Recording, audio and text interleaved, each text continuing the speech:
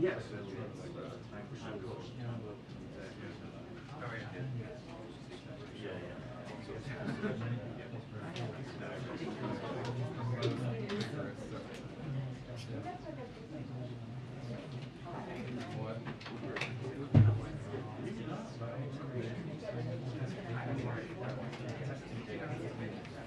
Hi, everyone. It's a busy day here, I would say. Okay. Today, as you all know, we announced new actions to cut healthcare costs through the Affordable Care Act. Thanks to President Obama and President Biden, America is more covered than before and well on its way to finally treating healthcare as a right and not a privilege. Thanks to the steadfast leadership, America is better off, but of both of them, than it was 12 years ago. Through today's proposed rule to fix the family glitch, we'll expand access to 200,000 uninsured Americans and reduce costs for nearly 1 million Americans. This is no small feat. This will make for the most significant administrative action to improve implementation of the Affordable Care Act since its enactment. Outside experts have said this action is the boldest thing we can do to expand coverage without congressional action. Already nearly 6 million Americans have gotten access to affordable health care through President Biden's work to expand access to health care. And with congressional action, we could build on the monumental progress we've made to date to expand coverage and cut costs for Americans by making the health care component in the American Rescue Plan permanent. And of course, the 12 states that have not expanded Medicaid could certainly choose to do that as well. With that, let me just note too, all of you know Angela. But for those of you who don't know Angela, she is one of our press assistants. She went to Georgetown. I did not get into Georgetown. So she's very smart, obviously. She's also the funniest person on the team. And she's amazing and incredible. And I just wanted to call her out today, too. You all know Vedant. I've already done this. I've done this around Vedant.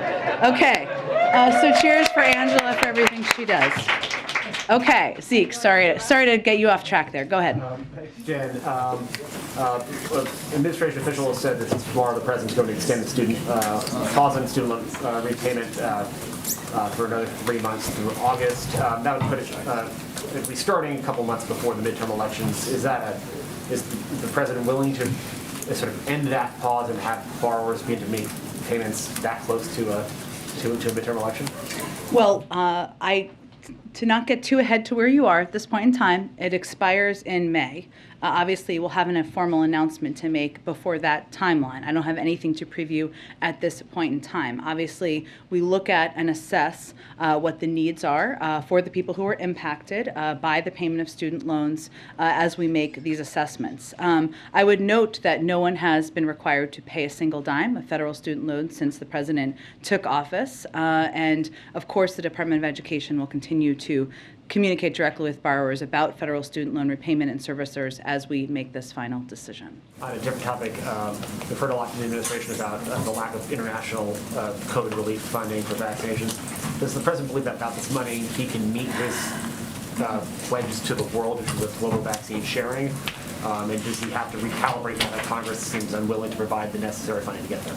Well, no, we can't meet our commitments and cannot continue to be the arsenal of vaccines to the global community. Without global funding, USAID won't have resources to get more shots in arms. We'll be forced to scale back our work providing oxygen and antiviral pills, and we will lack the funding to provide rapid testing to countries in need. It's not just about vaccine doses, of course. I know that's kind of the question you asked. It's also about providing the know-how and the individuals and at times the training to be able to get shots in arms, and those are programs that we fund through our global efforts as well, and we need that funding in order to continue these programs. And just lastly, for me, General Milley had some pretty sobering testimony on the Hill today regarding the state of the world and sort of a grim outlook.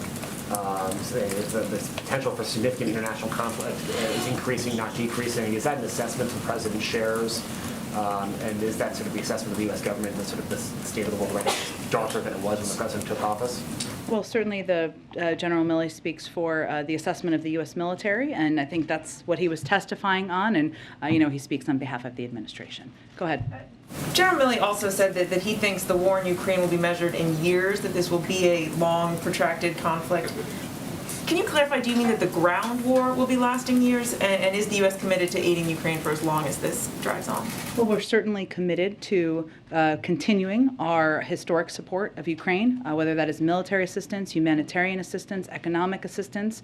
Without further parsing General Milley's words, and certainly I would point you to the Department of Defense and to him directly, I think we also understand that the recovery from this war, the rebuilding in Ukraine, people who have lost their homes, communities that have been destroyed, is going to take some time, and the United States will certainly continue to be a part of that. And President Zelensky today effectively asked, what's the point of the UN Security Council if they can't find a way to hold Russia accountable given Russia's veto power? He suggested the council was powerless and outdated. Does he have a point, and does the White House think the Security Council needs to be reformed? And is that even possible? Well, I think he's certainly referring to, obviously he can speak for himself, but his frustration, which we share, that Russia is a permanent member of the UN Security Council. We don't see that changing. And so what our objective is at this point in time is on a couple of fronts. One is to continue to provide a range of security assistance to Ukraine, directly to Ukraine, to the military that is serving boldly and bravely on their behalf. I can provide you a little bit of an update on that in addition to the deliveries of the $200 million package announced on March 12th, which are almost complete, deliveries of the $800 million package that the President announced on March 16th are actively occurring, and obviously the Department of Defense has also announced a range of equipment that is being provided. I'd also note that there are a range of mechanisms as it relates to accountability, and that relates to the President's strong statements about his view and belief that Russia and President Putin are guilty of war crimes and obviously the atrocities that have taken place. And they are not necessarily through the UN mechanisms. And there are obviously challenges to that given Russia is a permanent member. But there are ample examples in the past of other international bodies, and we will continue to support those efforts as well. I just want more. The sanctions that are coming tomorrow being announced by the U.S. and European partners are expected to in part target Russian government officials and their family members. Is this also expected to include Putin's daughters? I don't have more specifics to detail or preview for you at this point in time. It is expected, or you can expect, I should say, as many of you have reported, that they will target Russian government officials, their family members, Russian-owned financial institutions, also state-owned enterprises. It's a part of the continuation of our efforts to put consequences in place, hold Russian officials accountable. And again, those announcements will be made tomorrow. Go ahead. Thanks, Jen. Secretary of State Blinken earlier today said that the killings in Bucha are not a random act by a rogue unit, but that it is a deliberate campaign by Russia to commit these atrocities. But he did not offer any evidence the U.S. has to back up this claim. I'm wondering if the White House can share any evidence to that effect. Well, I think what the Secretary was referring to is the fact that we have predicted and laid out very clearly the intention of President Putin and the Russian military to commit atrocities. That's what they have done. We have seen with our own eyes what they have done. That is consistent with, but a little different from a question about a process, which is a process that would take place through an international mechanism to have a review or have an investigation into war crimes. That is a process that we would certainly be supporting in a range of ways. But what he was speaking to is the fact that we had predicted it. What we predicted has unfortunately happened, and we've only seen potentially the tip of the iceberg because of where we have had access to. We have not have access to an expanse of the country where they have likely also committed atrocities. Thank you. And one quickly on sanctions. We've sort of increasingly seen evidence that Russia is turning to China to supplement Western sanctions. We just had a report that Reuters did today about Russia turning to China for microchips. They have a payment card that they have now issued in conjunction with China's Union Pay, which is an alternative payment system, as you're aware. And I'm wondering if what is going to be announced tomorrow will, have anything to do with making China comply with Western sanctions. I mean, if you can speak to that. That continues to be not just our expectation, but what we've conveyed directly. But these sanctions are related to Russia. Go ahead. First, on sanctions, last night the Treasury Department shifted their general licenses a little bit in terms of payments from foreign reserves in U.S. institutions. Is it fair to say that the goal right now is to have a sovereign default with Russia in terms of how you want to impose costs? The goal is to force them to make a choice. So Russia does not have unlimited resources, especially now, given the crippling sanctions we've put in place. And they are going to be forced to choose between draining remaining valuable dollar reserves or new revenue coming in or default. Part of our objective here, the biggest part of our objective here, is to deplete the resources that Putin has to continue his war against Ukraine, and obviously causing more uncertainty, and challenges to their financial system is a part of that, but it is forcing them to choose those options and to also deplete the resources, making it more difficult for him to continue to fight the war. Longer term, Jake yesterday said something along the lines of this is not the time for complacency. I understand the alliance that's been put together over the last 6 months doesn't have a lot of precedent, but how real is the concern that if this is protracted, if this is months, not weeks, that fractures could end up coming to pass in the alliance you guys have put together? We have been very clear-eyed about that possibility from the beginning, which is why there has been so much effort on the diplomatic front to work at it, including obviously the president's trip to Europe. Secretary Blinken is on his way, or maybe he's there now in Europe. There are calls that happen every single day through nearly every national security official to continue to work towards that coordinated unity that has been so effective to date. It is also true, though, that unity does not mean identical. And as we're looking at the consequences people are putting in place, the actions they're taking, our expectation is not that it is identical. It is just our effort to do everything we can to make sure it's coordinated and as unified as it possibly can be. And then last one real quick. I think you addressed it yesterday, so I apologize. But when you talk about the bridge from the SPR perspective, is it a bridge to, you believe the domestic industry will be able to fill that gap within the next 6 months, or is it a bridge to domestic plus Canada plus the Middle East? How are you guys seeing what that is a bridge to in terms of production? A combination, I would say, Phil. As you know, the oil market is a global market, and we certainly understand and have seen that obviously the actions of President Putin has led to an increase in gas prices, not just here in the United States, but in other countries in the world. We also know that as other countries make decisions about energy sanctions, that could have an impact on the amount of supply in the marketplace. So we are taking steps that obviously a historic release from the Strategic Petroleum Reserve over the next 6 months to hopefully give a bridge to increased domestic production, to your point, which we know could take a little bit of time. But also during that time, we're also working with other countries around the world. You saw the announcement many of them made last week about their increased releases, but also to see what they can do to increase their supply into the marketplace as we're filling that gap. Go ahead, Weijia. Jen. Today, Secretary Blinken also said that the U.S. was continuing to gather evidence and will continue to support Ukraine, the UN Human Rights Council, as it relates to a possible war crime trial.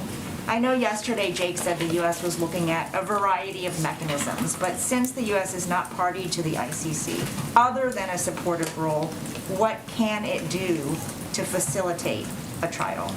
Well, let me give you an update on where we are, and I would also let me first point to the fact that historically we have provided evidence to the ICC even though we are not a party member. So if you look back in 2004, the State Department collected evidence indicating that the Sudanese military and militias were committing specific acts of violence against members of non-Arab groups in Darfur, and the Secretary of State at the time, Colin Powell, determined that what was happening was a genocide, and we worked with the ICC and the UN Security Council to hold accountable. So I would just note there is historic reference. Now, also, as you're thinking about the timeline of this, the historic reference for that is also important because that was 2004, and it is just starting now. So it takes time. Now, it doesn't always take that amount of time, but just, as you're looking at the history here. But right now, there are a number of efforts already underway to hold any Russians accountable for atrocities and war crimes. Over the past few weeks, we established investigations through the UN Human Rights Council and the OSCE of possible violations by Russia. We're also supporting the work of the War Crimes Unit under the Office of the Ukrainian Prosecutor General and a team of international prosecutors who are working with them, and also supporting Ukraine's authorities and civil society organizations who are working on the ground to document atrocity crimes for prosecution. And we also welcome the investigation opened by the ICC prosecutor, in particular his focus on preserving evidence of possible atrocity crimes. And as you noted, Jake outlined the specific ways that we can help in those efforts, including through intelligence sources and gathering and sharing that with our partners, including helping Ukrainians and what they're doing on the ground to develop their case. Third is working through international organizations. And the fourth, as he noted yesterday, is all of you and the range of important reporting and sharing of images and information gathering that's happening out there. But those are the different options and different mechanisms we're working through now, but it has not yet been determined what the international mechanism is. And you mentioned that's going to take a lot of time. It seems that you've also indicated that every sanctions package is not meant to be an on and off switch to stop Putin, that will also take time.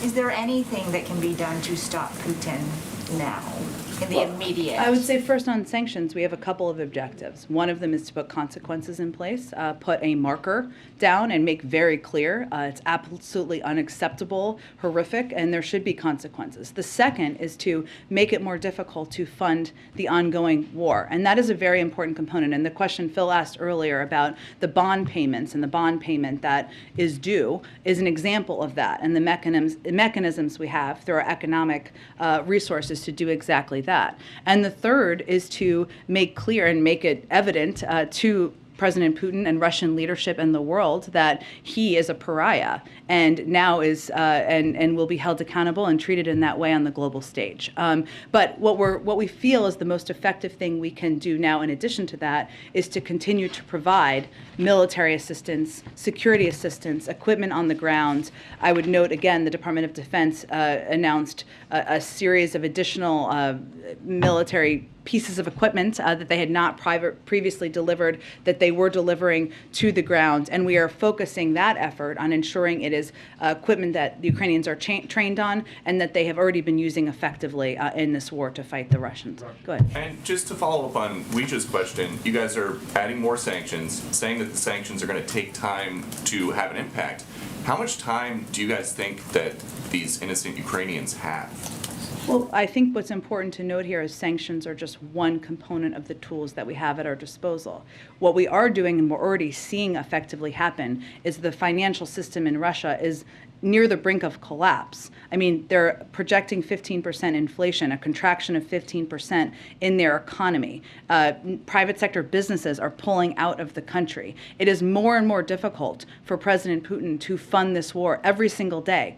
That has an impact. But what we're also doing is providing a historic amount of military and security assistance, which is what they've been using effectively over the last few weeks to fight this war and push back the Russians. But do you guys assess that anything you've done so far has prevented a war crime from happening?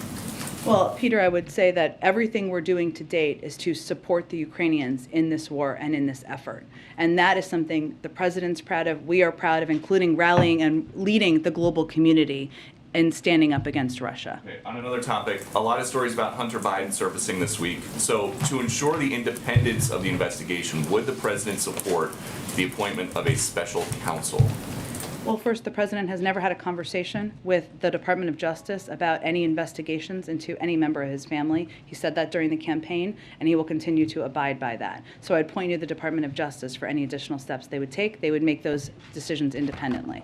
Is there any concern that they're not going to be necessarily seen as being able to make the decisions independently if the White House Chief of Staff is out saying that the president is confident his son did not break the law? Well, that's something the president has said, and certainly we would echo. But in the same answer to that question, Peter, during an interview this week on ABC, Ron Klain also said the Justice Department is independent and they will make their own decisions. And the president has said that he never spoke to his son about his overseas business dealings. Is that still the case? Yes. Go ahead. So tomorrow the White House is going to announce new sanctions. The administration will new sanctions on Russia in some form. Should we view those sanctions as a response to Bucha, or how should we view those when they're announced? Well, unfortunately, the photos, the horrific photos we've seen from Bucha are not the first violation of war crimes or atrocities that we've seen take place on the ground. So in part, yes, but they have been in the works and part of our process of putting in place consequences. Which is to say there may be more. Should we anticipate more in terms of reaction to Bucha? This wouldn't be it in isolation. Correct. We are continuing to assess and make decisions about additional consequences and steps we can put in place. So given these awful videos and pictures we're seeing of the atrocities that took place in Bucha right now, is the U.S. policy still one of no regime change in Russia? And if so, why should someone like Vladimir Putin be viewed by the U.S. as someone who should be allowed to stay in power? Well, I think our policy is no, we are not calling for regime change, and that has not been our policy and continues not to be our policy. But again, Peter, our view is that he is a war criminal, and he is somebody who should be looked at by the international system who evaluates war crimes. I guess the question people say, then why not? If he's a war criminal, why should he be allowed to stay in power? Well, our policy is not to call for regime change. We're not calling for regime change. But again, he is somebody who's committed atrocities against the people in his country. He's a pariah in the world, and every step we've taken has made that clear to the global community. Very quickly, can you pull back the curtain on what happened upstairs when we weren't watching between the former president and the current president over lunch? Did they talk about Putin, Ukraine? Did they do a tour of the residence? What can you tell us about their time together? You know, I haven't had a chance to download yet with the president. I did see former president briefly, but his schedule's a little lighter than the current president's these days. I do know that they had a great, expansive conversation. I haven't downloaded on the specifics of it yet. I'm not sure I'll be able to share those with all of you. They did go take a look at the Oval Office and take a walk around, and I know they enjoyed spending time together. Just to put a finer point on some of the questions you've so far been asked, why shouldn't the images of the atrocities from Bucha compel a worldwide, unified, coalition kinetic response? You mean a military war? Tell me more about what you mean. Sure, a military response led by the United States and the international partners. As in bringing military troops on the ground from the United States and NATO. Well, the president has described outrageous things. You've called them atrocities. You've said perhaps we should brace ourselves for worse. Why not? I think what the president's objective is and his responsibility is to make decisions that are in the interest of the United States and the national security of the United States and the American people. And that is not to go to war with Russia. It is to do everything in our power to hold them accountable, to support efforts through international systems to do exactly that, and to provide military assistance, security assistance, and support to the Ukrainian people and the Ukrainian government. That's exactly what we're doing. But it is not in our interests or in the interest of the American people for us to be in a war with Russia. Go ahead. To follow up on Phil's question on the Russian sovereign debt, does the White House have any sense of timing on when Russia might default? I don't have an assessment of that. I will be looking forward to reading Bloomberg's assessment of that, but I don't have an assessment of that from here. It depends in part on what decisions they make. On what decisions Russia make, okay. And then on the Federal Reserve search, Yep. is the White House still searching for a nominee to replace Sarah Bloom Raskin? And when are you expecting to make an announcement on that nomination? My understanding of the process is it's ongoing. I don't have an update on the timeline of when that would be concluded. Sure, go ahead. Question on sanctions, the Sure. new ones that you're going to announce Yeah. this week. Is there anything you can tell us about them? And just to follow up, if China and Brazil and India and the Middle East are not participating, how effective can they be? Well, tomorrow, what we're going to announce is what I can tell you, and it may not be fully satisfying, but let me do my best. In coordination with the G7 and the EU, an additional sweeping package of sanctions measures that will impose costs on Russia, send it further down the road of economic, financial, and technological isolation. This will include a ban on all new investment in Russia, and increased sanctions on financial institutions and state-owned enterprises in Russia, and sanctions on Russian government officials and their family members. These measures will degrade key instruments of Russian state power, impose acute and immediate economic harm on Russia, and hold accountable the Russian kleptocracy that funds and supports Putin's war. So this is going to be done in coordination with others, and the steps will be targeting, as I just noted, obviously family members, Russian government officials, and other state-owned enterprises and financial institutions. Some pretty big economies that are not participating. Again, I think what we're doing is we're working to rally the world and taking steps to hold Russia accountable. It does not mean they're identical. It doesn't mean they'll all happen on the exact same timeline, but that is what we're continuing to work to do from here. About the countries that are absolutely not participating in sanctions, like China and Brazil and India. I understand what you're asking. What I'm conveying is that we are also coordinating with the G7 and the EU, which is about 50% of the global economy, which is still a significant unified entity, in holding Russia accountable. And in our conversations, obviously, we had our Deputy National Security Advisor traveled to India recently to convey the implementation of our own sanctions, and our expectation is not only that other countries will abide by, but that they will also be a constructive part of holding Russia accountable. Go ahead. Thank you so much. Just a question to see if you have any reaction to Viktor Orban's victory and what kind of message that may send to allies in Europe. Let me check with our national security team. I'm sure we can get you a direct reaction to it. And then I just wanted to ask on COVID, if the president is seeing any sort of having any new restrictions, or if there are any new procedures that are in place, just given there have been a number of staff at the White House who have COVID, there have been a number of reporters who have COVID, many of them were mixing this weekend at a dinner. Which she did not attend, but she did not attend. But is there any sort of additional heightened concern just given this moment and the fact that a lot of people in this town seem to be getting it? Well, we know that BA2, which is the dominant variant, is a very transmissible variant, and so we've obviously been watching that closely.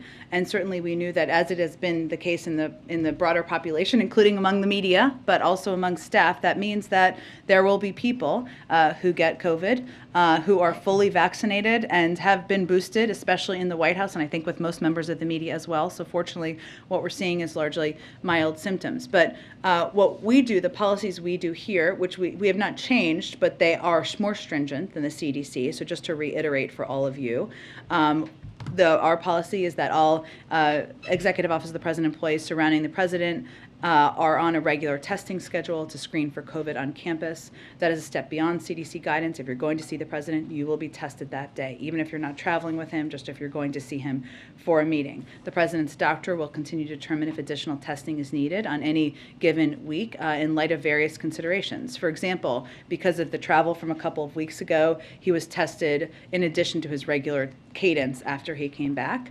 And importantly, as I noted, everyone going into a meeting with one of any of the four principals is obviously tested. In addition, for those employees who test positive, and I can confirm this 2 times over, they are required to isolate in alignment with CDC guidance, must test negative before returning to work. That's a step beyond what CDC recommends, and if they test negative under 10 days, they are required to wear a mask for that period of time as well. And meetings with the President are often socially distanced in many circumstances as an additional precaution, even as people are tested. So there are a range of steps. My point is, I'm sorry, that was a lot of a list, but is that we take a range of steps. We have been taking a range of steps that are meant to put an extra layer on in protecting the 4 principals, and given it is the White House. Is there any thought to having the President take any medication prophylactically in case that he is in contact with somebody with COVID? Not that I'm aware of. I don't even know what that would be, but not that I am aware of.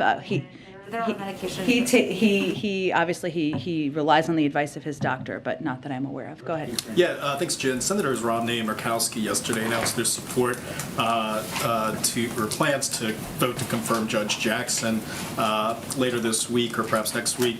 Hopefully this week, because they're this going on week. recess. Yeah, good point. Or don't tell senators you said that. That was a mix-up right there. But what is your reaction to what you heard from Senators Romney and Murkowski there? And it looks likely that she will get 3 Republican votes in support. Is the White House believe that that's a strong showing of bipartisan support for her?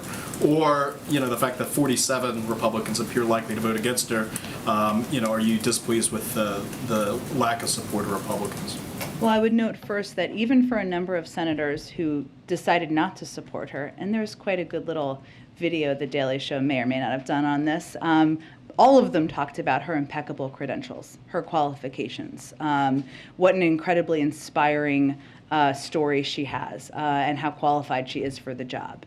I would say we've believed from the beginning that her record, her impeccable credentials warranted bipartisan support. And that is exactly what she is going to get in her confirmation, thanks to those individuals and one more that had previously announced their support. So we're certainly encouraged by that. We're looking forward to seeing her confirmed and, of course, celebrating her confirmation to the Supreme Court. Go ahead. Thanks, Jen. The CDC director announced that she's going to be doing a review of the agency and revamp after they see what has worked and what hasn't worked. Is there something specific that the CDC has been doing wrong or some area where it's been falling short that's prompted this need to have such an intense review right now? Sure. Well, let me first say this is a CDC-driven decision, and they'd have more specifics. But what I would say is that if you look back to the last year plus, never in its 75-year history has the CDC had to make decisions so quickly based on limited real-time and evolving science. And yesterday what the CDC director did is rightfully announced plans to initiate a review of the agency with the objective of strengthening, transforming, and modernizing CDC systems and processes around developing and deploying its science. I mean, look at what they've done over the last year. Does it mean everything has been perfect? They would say no. You have to look at how it's done, assess that, and take a look at how you're going to improve things, anything you need to moving forward. It's not uncommon for a CDC director to take a careful look at the agency and assess if it's positioned to meet current public health needs and recommend improvements to systems, processes, and structures. And while this is something that is being done independent of the White House, we certainly support all government working to improve systems and make things better. It's independent, and you said it was a CDC-driven decision, so this call for the review did not come from the White House? No, it was CDC-driven and one, and certainly one we support, but the process will be led by the CDC. Go ahead.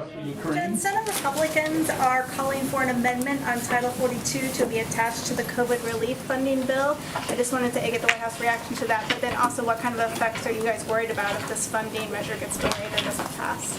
Well, I think my colleague, I don't know, he seems senior to me, Jeff Zients said this. What he said in response to this question is that decisions on Title 42 should remain independent of the urgently needed funding for COVID aid. I mean, this is a decision made by the CDC. It's a public health decision. It's not one that should be wrapped up, of course, in politics. And the decisions made by the CDC is where it should belong as it relates to Title 42. I would note on your earlier question, the impact of not getting this aid would be significant. Right now, these additional resources are urgently needed for our domestic response, including, just to give you a sense of some examples of how it would be used, booster shots for the general population, monoclonal antibodies and Evusheld for the immunocompromised, maintaining our testing capacity. These are all components that are vital to our continued fight against the pandemic. And these are efforts that shouldn't be political. They shouldn't be controversial. We're all, certainly COVID-19 doesn't look at your party affiliation before it decides to inflict you with the virus. And so they're vital. We need this funding, and we'll have to stop, as I've noted in here before, a number of these important programs if we don't get the funding. Go ahead. Thank you, Jim. I'm trying to understand how you see this horrible news coming out of Ukraine with these massacres. I'd like to understand, do you see it as something fundamentally, like a game changer? Or is it just another incremental, awfulness in a thing that's been going on for, well over a month? And if it is something fundamentally different, these people with their hands tied and thrown into pits and cellars and whatever, does that mean that we can expect to be hearing a fundamentally different response? Because that's also incremental. Well, I would say first that there's nothing normal, there's nothing acceptable, there's nothing that shouldn't shake people to their core about the photos they're seeing of what is happening on the ground, or what has happened, I should say, on the ground. And what the president has said and been unquestionable about is that these are war crimes, a violation of the law of war. And his view, and I talked to him about this as recently as this morning, is that we need to put down a marker for history. That's why he has been so outspoken about this and made clear that accountability is critically important when you see the horror that we're seeing on the ground, the targeting of hospitals, of civilians, of, as you noted, the binding and killing of innocent people in Bucha, where we're seeing the photos. We have also already seen evidence of war crimes before these photos, and a lot of the measures that we're putting in place, whether it is supporting international efforts to work towards gathering data and information through a range of mechanisms, or it is continuing to provide additional security assistance or humanitarian assistance, are in response to the atrocities and the horrors we're seeing on the ground. Go ahead. Yeah, I wanted to ask you about El Salvador, about the state of exception that has been imposed in El Salvador. This state suspends constitutional guarantees such as the right to assemble and also basic procedural rights for the Salvadoran people. Is the U.S. concerned about the impact of this measure? So I would say, can you ask your question one more time? I wanted to make sure I had the right information. Of course. Yeah, yes, go ahead. It's about the state of exception that was imposed in El Salvador, which suspends constitutional guarantees such as the right to assemble and also basic procedural rights for the Salvadoran people. Wanted to see if the U.S. is concerned about this. Let me check with our national security team and get more details for you, and we will get you a more comprehensive comment after the briefing. Go ahead. Thanks, Jen. I have a few for you. Start with the Supreme Court vote that took place yesterday. Is the president disappointed in particular that Senator Lindsey Graham, who had voted for Judge Jackson before, opted to vote against her yesterday? The president is looking forward to Judge Jackson getting confirmed, and I would say, as I said, echo what I said yesterday, which is this is a question best posed to Senator Lindsey Graham. What exactly has changed since he voted to support her just recently, relatively recently? She has the exact same credentials, exact same qualifications. So no, I wouldn't say the president's spending a lot of time thinking about it, but I would say it's a good question to pose to Senator Graham. Topic. I won't get into all of the president's polling, but I did want to ask you if you see the expected confirmation of Judge Jackson as a turning point in his presidency. I would say, without getting into the politics of it, the president committed to nominate a African-American woman to serve on the Supreme Court if there was an opening. We are on the verge of that woman getting confirmed to the Supreme Court. This is a moment, even with everything going on in the world, to celebrate history, to celebrate this incredible woman who has impeccable credentials, who is about to serve on the Supreme Court. And so certainly we're going to take a moment to appreciate that and value that. And I think a lot of people in this country will too. I can't make a prediction on what that will mean for polls, and it's really not about that for us. Jen, President Obama, former President Obama, did seem to get into the politics of it today when he was talking about his own re-election battle and seemed to be delivering somewhat of a pep talk for Democrats facing potentially tough re-election battles in the midterms this year. Is that a message that the White House wanted him to come here and deliver today? Well, having worked for the former president for some time and the newer president for some time as well, here's what I heard him talking about. The fact that in Washington, when you're pushing for getting the right thing done, and he was talking about the Affordable Care Act, it means sometimes overcoming skepticism, Republican obstruction, even division within your own party, political challenges, countless headlines saying your agenda is dead, and still fighting to get it done. Sounds pretty similar to what we're working on today. That's not about the midterms. That's about why you're in government and making government work for people, and why it's important to continue to do, even when everybody says it's not possible. And that was the message I think he was delivering today. Go ahead. Thank you, Jen. I have two questions on Ukraine. Prime Minister Justin Trudeau said last week that he does not want President Putin to attend the G20 meetings, and he has reached out to Indonesian President Joko Widodo, who is the host of this year's meetings. So does President Biden have plans to also do the same, to reach out personally to the Indonesian president? And can you just share anything on the diplomatic front in terms of trying to get Russia out of the G20 meetings or get Ukraine in as an observer? Sure. I don't have any update on that. I'm happy to see if we have any update from our front. And then just a follow-up on a different note on Ukraine. China today urged the UN Security Council to verify and not to resort to unfounded conclusions on Bucha. And meanwhile, Chinese media is also repeating Russia's narrative that what's happened in Bucha is fake news. Can we get a White House reaction on that? I would just say if you're repeating the propaganda of the Russian government and President Putin, you're on the wrong side of history. Thank you, Jen. Last week, a senior Treasury official briefed that the sanctions on Russia were originally intended to deter, but now the point of the sanctions is intended to debilitate and impair the war effort. Can you elaborate any change in messaging around the sanctions and their intended purpose and how that's changed? Sure. Well, look, I think the way we always saw it from the beginning is that the threat of sanctions, your hope is that there is a deterrence effect. That has been played out in history, that there has been a deterrence effect at times. That is not a sure thing or 100%.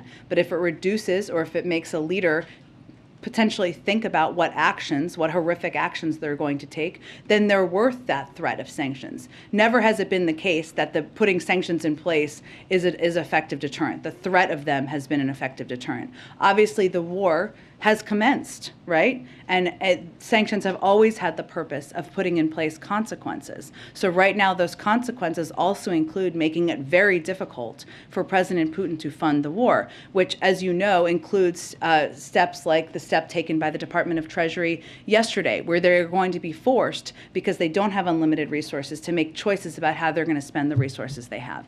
Do you describe these latest rounds of sanctions? Because the administration was very clear in the beginning that if the invasion happened, that it would bring forth everything but the kitchen sink.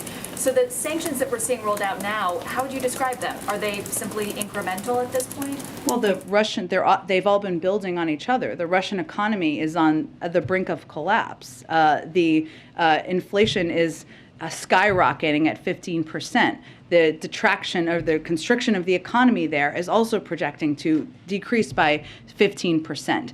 Private sector businesses are not investing in Russia, and President Putin is a pariah. This has all been the result of a coordinated global effort to put in place economic and financial consequences that are having an incredible effect. In addition, we have made it much more difficult because of export controls and other limitations on the type of materials that President Putin and the Russians can purchase to build the technological systems and capacities to fight wars in addition to funding wars. And those are all components that have been the result of the efforts to date. Go ahead. And I wanted to ask about your long COVID announcement earlier today. The criticism that's come from lawmakers has been that it's going to take a long time to collect data and studies on long COVID. Can you talk about how this memo helps people that are living with that now?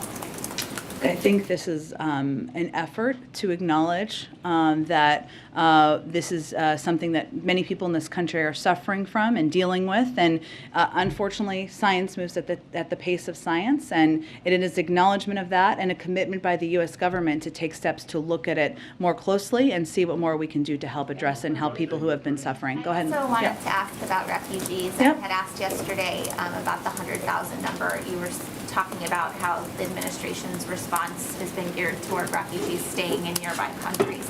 Can you talk about, though, how you got to that 100,000 number? Does that have anything to do with the capacity of the U.S. government to take in people that are... It's not exactly what I said yesterday, but what I said was there is an ongoing policy process that hopefully will be concluded soon, and we'll have more to share with all of you soon about the prioritization and how the process will work for these Ukrainian refugees who will be eligible. In terms of the number, this is an effort by the President and the United States to welcome through an expedited process and a different process that we'll have more details on soon, Ukrainian refugees into the United States, even as we know factually that the vast majority of them will want to and have expressed an interest in staying in countries nearby. So it is just an effort to make clear our willingness and openness to doing that. Go ahead.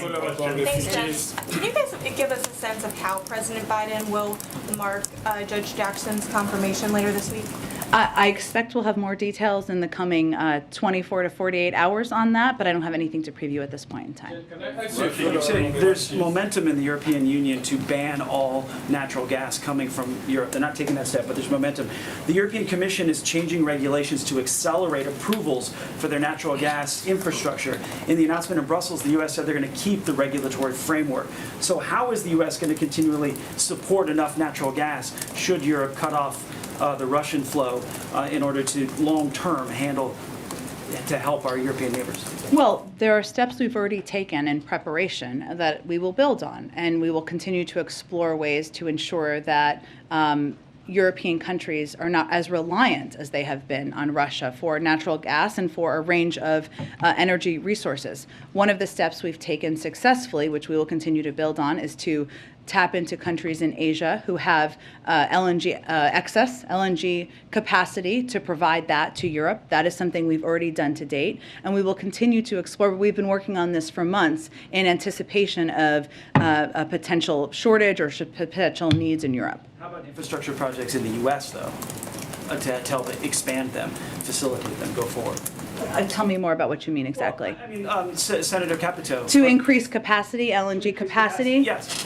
I can check with our team and see if there's anything to preview on that anymore. Go ahead, George. Yeah, there was a recent poll that showed more people think jobs were lost in the last year than think jobs were gained. Why is that, and is there anything that you can do to change that perception?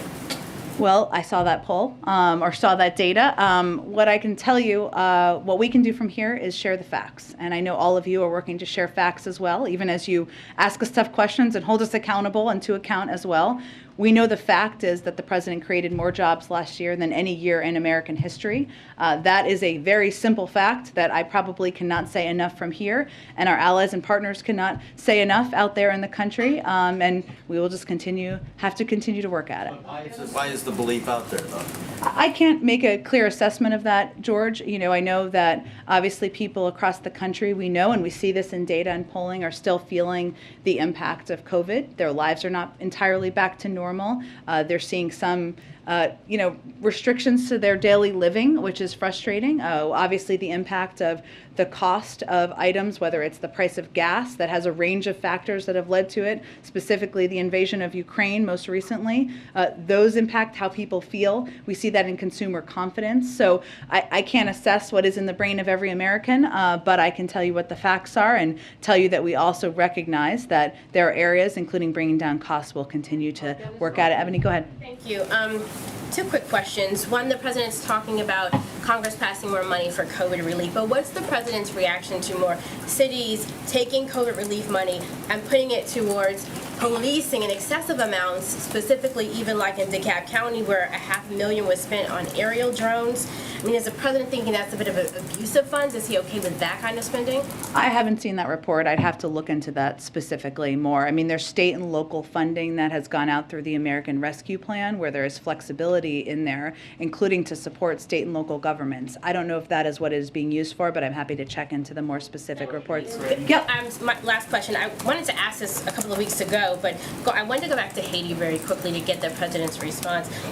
Patrol agents that were seen whipping Haitian migrants were not charged and held accountable for actions. Even the president early on talked about how it was outrageous. what's his reaction to that response and to those who saw this horrific video go viral and then at the end of the day, nothing happens, there's no accountability?